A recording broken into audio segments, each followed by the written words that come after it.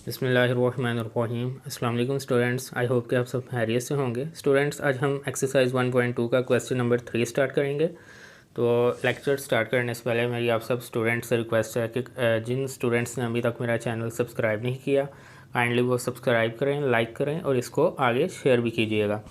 तो चलिए स्टार्ट करते हैं question number 3। From the following matrices, identify diagonal, scalar and unit identity matrices. Students जो गिवन मैट्रिसेस हैं इसमें से आपने देखना है कि डायगनल कौन सा है, स्केलर कौन सा है और यूनिट आइडेंटिटी मैट्रिक्स कौन सा है। ठीक है, तो चलिए फर्स्ट मैट्रिक्स देखते हैं। Matrix A is 4 0 0 4। तो स्टूडेंट्स ये एक स्केलर मैट्रिक्स है। अब स्केलर मैट्रिक्स कैसे है? स्केलर मैट्रिक्स में हमने ये पढ़ा था कि एक ऐसा मैट्रिक्स जिसकी डायगोनल एंट्रीज जो हैं वो सेम हो, ठीक है, बट नॉन ज़ीरो हो और वन भी नहीं होनी चाहिए।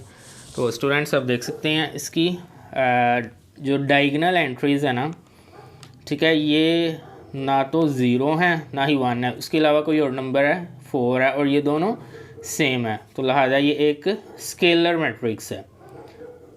Scalar matrix.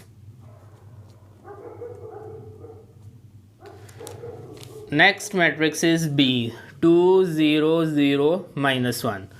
तो स्टूडेंट्स ये एक डायगोनल मैट्रिक्स है। डायगोनल मैट्रिक्स में हमने ये देखा था कि एक ऐसा स्क्वायर मैट्रिक्स जिसकी जो डायगोनल एंट्रीज है ना उसमें से कम से कम एटलीस्ट का वहाँ वर्ड यूज़ हुआ था। एटलीस्ट मीन्स कम से कम एक एंट्री जो है वो नॉन ज़ीरो हो, ज़्यादा से ज़्यादा दो भी एंट्रीज नॉन ज़ीरो हो सकती हैं, 3 भी हो सकती हैं। ठीक है, तो आप देख सकते हैं यहाँ इसकी जो डायगोनल एंट्रीज़ है ना इसमें दोनों ही एंट्रीज़ जो हैं वो नॉन ज़ीरो हैं। तो लिहाजा ये एक डायगोनल मैट्रिक्स है।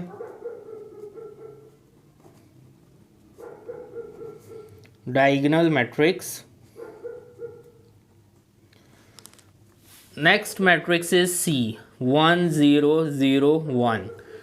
तो स्टूडेंट्स ये एक यूनिट मैट्रिक्स या फिर आइडेंटिटी मैट्रिक्स है। जैसा कि मैं आपको पहले भी बता चुका हूँ कि यूनिट मैट्रिक्स या आइडेंटिटी मैट्रिक्स एक ही बात है। ठीक है, तो इसमें हमने ये पढ़ा था कि एक ऐसा मैट्रिक्स, एक ऐसा डायगोनल मैट्रिक्स जिसकी जो डायगोनल एंट्रीज़ है ना वो 1 होनी चाहिए। तो आप स्टूडेंट्स देख सकते हैं इसकी जो डायगोनल एंट्रीज़ हैं ये दोनों 1 हैं। तो लिहाजा ये एक यूनिट मैट्रिक्स या फिर आइडेंटिटी मैट्रिक्स है।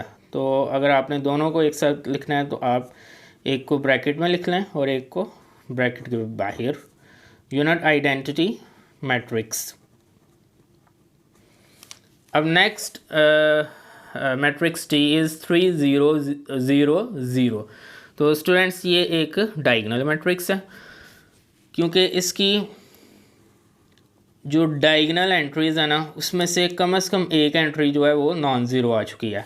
तो लिहाजा ये एक डायगोनल मैट्रिक्स है।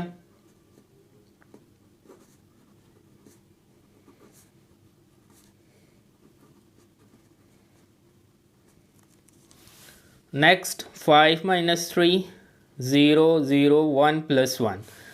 तो इसमें स्टूडेंट्स 5 - 3 इसको अगर हम सॉल्व करें तो इसका आंसर 2 आएगा और 1 + 1 इसका भी आंसर 2 आ रहा है। तो आप स्टूडेंट्स देख सकते हैं इसके जो डायगोनल एंट्रीज़ है ना वो दोनों सेम है, 2 2। तो जिसकी डायगोनल एंट्रीज़ सेम हो बट 0 और 1 के अलावा हो, आप देख सकते हैं ये 0 और 1 के अलावा दो एंट्रीज़ आ रही हैं जो कि दोनों सेम है। तो लिहाजा ये एक स्केलर मैट्रिक्स है।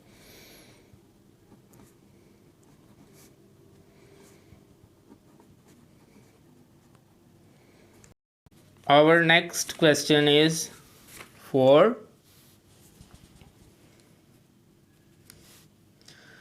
find the negative of matrices A, B, C, D and E when A is equal to 1 0 -1। तो स्टूडेंट्स इसमें आपको A, B, C, D और E 5 मैट्रिसेस गिवन है। तो मैंने आपको समझाने के लिए ए मैट्रिक्स लिया है और डी मैट्रिक्स लिया है। ठीक है, तो चलिए इसको सॉल्व करते हैं। मैट्रिक्स ए का नेगेटिव फाइंड आउट करना है, तो सबसे पहले हम लिखेंगे -a, ठीक है। तो माइनस जो है ना ए के साथ इसलिए हमने यूज़ किया क्योंकि ये माइनस ही शो कर रहा है कि हम ए का मैट्रिक्स ए का नेगेटिव फाइंड आउट करने लगे हैं, ठीक है। तो अब आपको याद होगा स्टूडेंट्स, नेगेटिव ऑफ मैट्रिक्स में हमने ये पढ़ा था कि कोई भी मैट्रिक्स है ना उसकी तमाम एंट्रीज़ के जब हम साइंस को चेंज कर दें तो वो उस मैट्रिक्स का नेगेटिव कहलाता है, ठीक है। तो चलिए हम इस मैट्रिक्स की तमाम एंट्रीज़ की अब साइंस को चेंज कर देते हैं। ये 1 है, मतलब जिसके साथ कोई साइन नहीं होता वो पॉजिटिव ही होता है। ये पॉजिटिव 1 है तो इसको हम नेगेटिव कर देंगे। 0 तो एक न्यूट्रल नंबर है, ना ही पॉजिटिव होता है और ना ही नेगेटिव होता है, तो ये एज इट इज़ आएगा।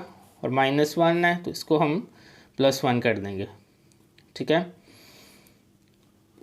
तो ये हमारे पास मैट्रिक्स ए का नेगेटिव आ चुका है, ठीक है। Negative of matrix A is this, ठीक है स्टूडेंट्स। अब मैट्रिक्स डी का नेगेटिव फाइंड आउट करते हैं।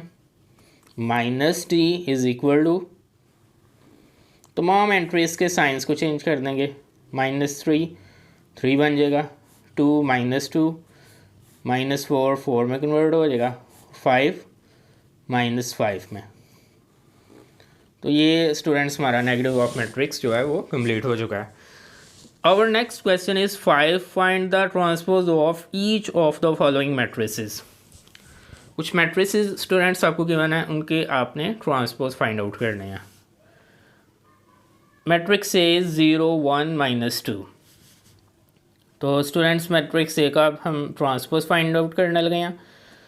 ए ट्रांसपोज, ठीक है। ए के ऊपर हम टी जो राइट आउट कर रहे हैं, इसका मतलब ये है कि हम ए का ट्रांसपोज फाइंड आउट करने लगे हैं। तो ये स्टूडेंट्स कोई भी मैट्रिक्स होगा, ठीक है, उस पर आपने इस तरह से टी लाजमी राइट करना होगा, क्योंकि यही शो करता है कि मैट्रिक्स का हम ट्रांसपोज फाइंड आउट करने लगे हैं, ठीक है।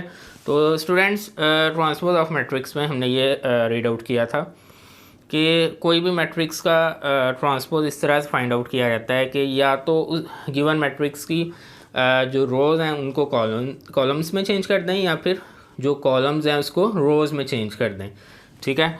तो वो उस मैट्रिक्स का ट्रांसपोज कहलाता है।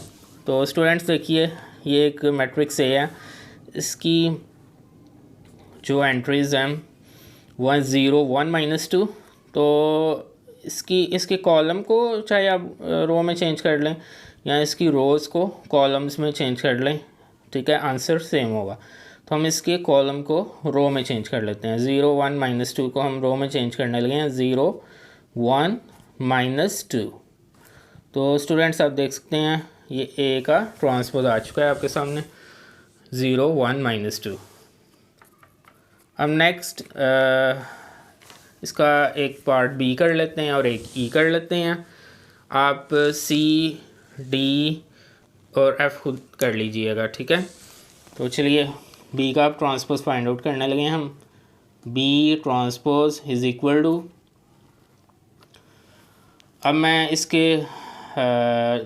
इसकी रो को, ठीक है, कॉलम में चेंज कर लेता हूँ। तो ये आ जाएगा 5 1 -6, ठीक है स्टूडेंट्स। तो ये हमारे पास बी का ट्रांसपोज आ चुका है। नेक्स्ट ई का ट्रांसपोज हम फाइंड आउट करते हैं। इसमें भी आप चाहे रोज़ को कॉलम्स में चेंज कर लें या कॉलम्स को रोज़ में। तो ये रो को मैं कॉलम में चेंज कर लेता हूँ, 2 3, और ये भी रो को कॉलम में -4 और 5, ठीक है स्टूडेंट्स। ये हमारे पास सी का भी ट्रांसपोज आ चुका है। तो स्टूडेंट्स ये था आज का हमारा लेक्चर। आई होप कि ये आपको अच्छी तरह से क्लियर हो गया होगा, और अगर फिर भी किसी भी पॉइंट में कोई प्रॉब्लम हुई तो आप लाजमी कमेंट में मुझे बताइएगा। तो मिलते हैं इंशाल्लाह ताला नेक्स्ट लेक्चर में।